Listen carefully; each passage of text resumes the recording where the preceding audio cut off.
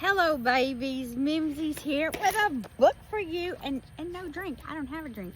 I went by one of those coffee places today and had one of those great big large ones with a funny name, and my belly's full and I don't want anything to drink.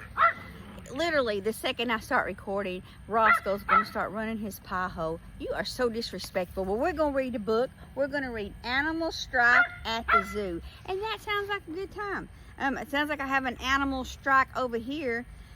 This was to Miss Rachel's class, and then it was to Miss Karen. So I like to see who the books are from and to. And I just wonder sometimes why they don't keep their books. Because you know Mimzie's not going to get rid of any books ever.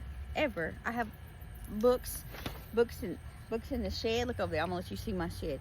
That shed, I got books in there. I got books in the house. I got books in the bedroom. I got books at school. I got books at my cabin. We are not in short supply of books, and I'll probably go to the flea market tomorrow and buy more, and don't need one. So let's read our book, though. I know that's what you want. Oh, we're having a brouhaha cattywampus ruckus. Look at the elephant. He said no more peanuts. And the giraffes, they got signs that say quit. Probably I quit. And the duck-billed platypus says that's it. So everybody see what's going on. Let's come look at the words. Oh, the penguin says, we're through. And the hippopotamus just has a look on his face like this. It's hard for me to do. Miss Mimzie just had a tune-up on those wrinkles. There's an animal strike at the zoo. It's true. The headlines are telling it all. The animals quit. That's it. We're through. Say all critters from biggest to small. I wonder what's the problem. These double pages are hard. I'm gonna have to back y'all up so you can see everything. The monkeys won't monkey around anymore. You won't see us climbing again. They wallow like big monkey lumps on the floor. We want a nice pool in our pen. Well, I think they should have a nice pool. Can I have a nice pool? I would like to have a nice pool. Let's see what's going on here. The zebras are looking like horses today. They painted their stripes, and you see, we're all sick and tired of eating this hay. One good looks do not come for free. One's good looks do not come for free. See that? They painted themselves. You know, you can do that with a Sharpie. You know, I have a pair of shoes that used to be navy blue, and they're black now because of Sharpie. You can do a bleach stain on your hot pink shirt, and it's white now. Sharpie. Sorry. Yeah, well, let's get back to the story. The silly giraffes are not any better. You won't see our necks anymore. They're knitting themselves lots of turtleneck sweaters, which go from the head to the floor. That's a long sweater.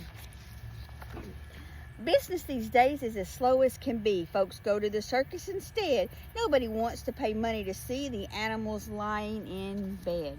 You ever been to the zoo when all the animals were asleep? That is not a good time. Mimzie's not a fan of zoos.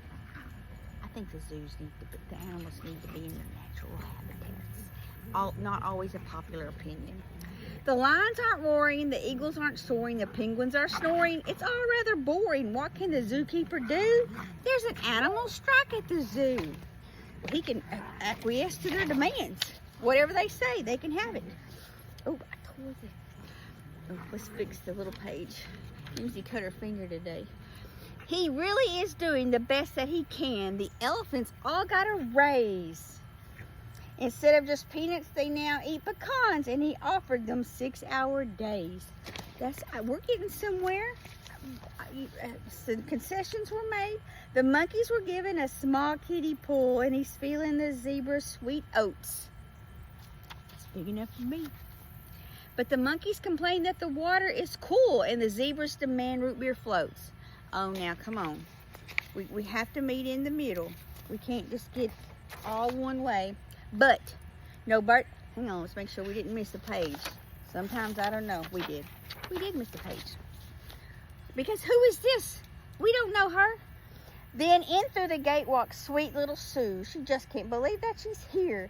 She always wanted to come to the zoo, and she's begged for this trip for a year. Lots of people used to call my mama Sweet Sue. They didn't call her Sweet, but they called her Sue. But no birdies are peeping, no lizards are creeping, no bunnies are leaping. Then poor Sue starts weeping. Her heart is broken in two by the animal strike at the zoo. Little drama and flair for you there. Look at them. They look ashamed, don't they? Look at those faces. They're ashamed. As tears start to streak down her cute rosy face, the animals watch that wee child. A deep hush of sadness falls over the place. And then they go totally wild with roaring and peeping and howling and growling. All critters from biggest to small start soaring and creeping and leaping and prowling. Then little Sue laughs at them all. That looks like a good time at the zoo. Oh, hang on. Sometimes these pages are tricksters. And all of the animals find out that day they actually like what they do. The zookeeper calls the reporters to say, hurrah! No more strike at the zoo. He is so excited. Last page. But the bear at the circus won't pedal his bike. Uh-oh. He says he's on strike. Well, to be honest, I would rather go to the zoo than the circus anyway.